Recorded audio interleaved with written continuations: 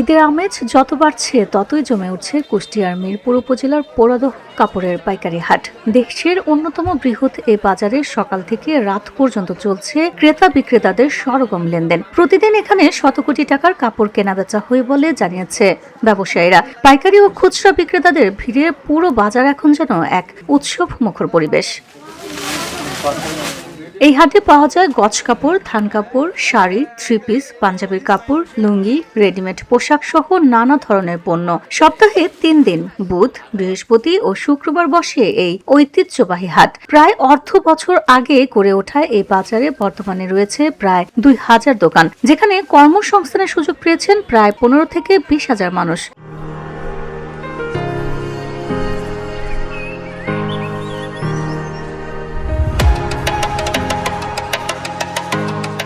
ঈদকে সামনে রেখে বিভিন্ন জেলা থেকে হাজার হাজার পাইকার ছুটে আসছেন পোড়াদহ হাটে। সুলভ দামে কাপড় পাওয়ায় ক্রেতাদের আগ্রহ চোখে পড়ার মতো। এখানের কালেকশনগুলো খুবই ইউনিক এবং প্রাইসগুলো সবার সাধ্যের মূল্যে যে যার প্রয়োজন মতো নিতে পারে।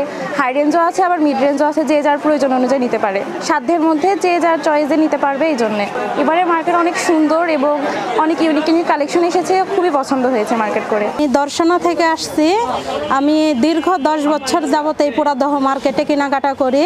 আসলে এখানে সব রকম জিনিস পাওয়া যায়, আর এখানে অনেক দূর দূরান্ত থেকে মানুষ আসে কেনাকাটা করার জন্য, তো আমিও আসছি কেনাকাটা করতে। এখানে কেনাকাটা করতে এসেছি, অনেক আনন্দ লাগছে।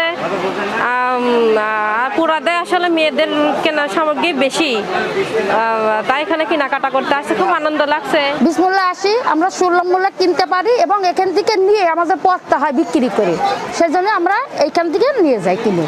বর্তমানে পাইকারি বাজারে থ্রি পিস বিক্রি হচ্ছে 400 থেকে 2000 টাকা, লুঙ্গি 180 থেকে 700 টাকা, শাড়ি 350 থেকে 2000 টাকা এবং পাঞ্জাবি 250 থেকে 1000 টাকার মধ্যে।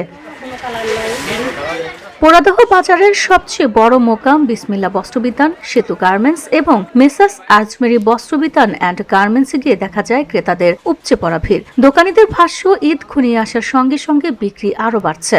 তা আমার যখন বুদ্ধি হয়েছে তখন থেকে আমি এই কাপড়ের হাটটা একটা জমজমাট অবস্থায় দেখে আসছি, এবং আমার যতটুকু মনে পড়ে তখন হাট বসতো রবি এবং সোমবার।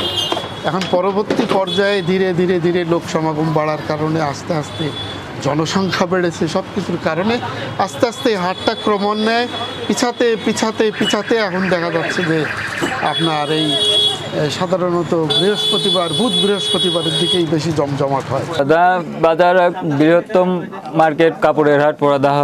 দীর্ঘদিন ধরে সুনামের সাথে এই মার্কেটটি কাস্টমারের কাছে জনপ্রিয় হয়ে আছে, যার কারণে এখানে যোগাযোগ ব্যবস্থা ভালো। রেলওয়ে স্টেশন আছে, মানে জংশন স্টেশন, এই কারণে যোগাযোগ ব্যবস্থা ভালো হওয়ার কারণে এখানে কাস্টমারের সবসময় আনাগোনা বেশি থাকে। বিষয় হচ্ছে আমার পোড়াদহ একটা পুরাতন ঐতিহ্য কাপড়ের হাট। এই হাটে আমাদের বাংলাদেশের সর্বোচ্চ জেলার থেকেই আসে লোকজন সাশ্রয় কেনার জন্য। এখানে আসে একটু পাইকারি রেটটা পাবো এই আশাতে সব জেলার থেকে লোকজন আসে, এখান থেকে সেরকম রেটে কিনে নিয়ে যায়। পোড়াদার তো নাম মূলত হচ্ছে এখানে তো সব দোকানদারই কম লাভ করে, বিশেষ করে আমার বিসমিল্লাহ বস্ত্রবিতান। আমরা একের দামটা নেওয়ার চেষ্টা করি, যে কারণে আমাদের দোকানে একটু কাস্টমারের চাপটা বেশি, কোনো কাস্টমারকে আমরা ঠগাই না।